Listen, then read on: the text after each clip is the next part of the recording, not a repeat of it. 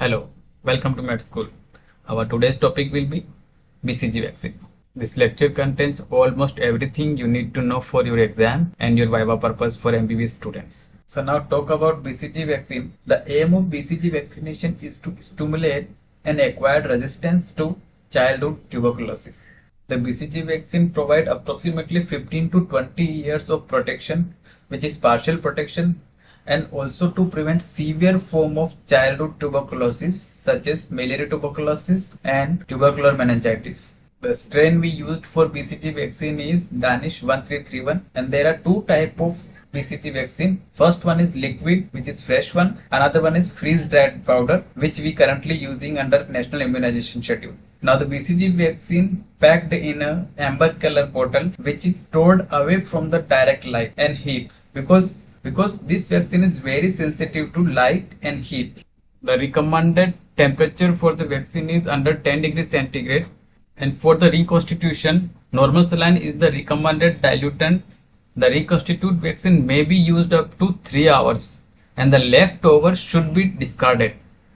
Okay, the vaccine provide actually cell mediated type of immunity, which is delayed type of hypersensitivity reaction. The dose at birth will be 0.05 ml for the age up to 4 weeks because the skin of newborn is very thin. If the vaccine given post 4 weeks, then the dose will be 0.1 ml, and the route of administration of this vaccine is strictly intradermal injection on the left upper arm where insertion of deltoid muscle occur.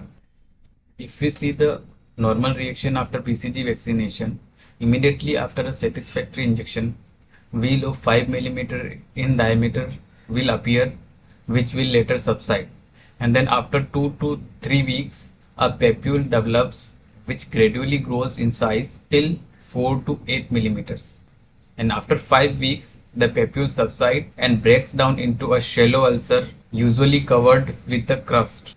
And now within 6 to 12 weeks the healing occur and leaving a permanent scar which is 4 to 8 mm in diameter. We need to know that Montux positivity develops usually after 8 weeks of injection, and what if no scar appears after injection? So there is no need to revaccinate the child even if there is no scar appears.